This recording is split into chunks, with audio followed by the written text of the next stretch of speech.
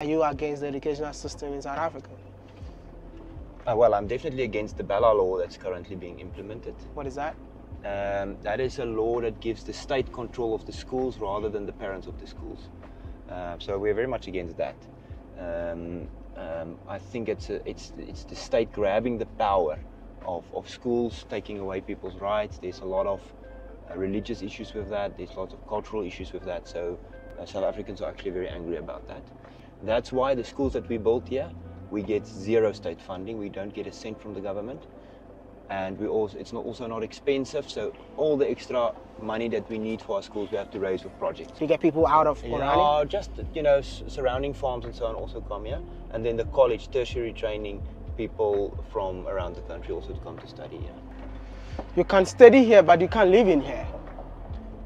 Well, they can. All of them can apply for the right to citizenship in Oranje, definitely. You have a college in Oranje. We identified the need to train our people in physical skills. Plumbing, electrical work and masonry to build houses, and that's called skills. And that's why we started the college.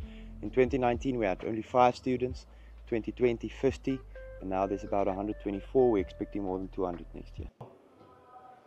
So the first groups of students made everything, and now the second and third and fourth generation, they get to use everything the first guys built.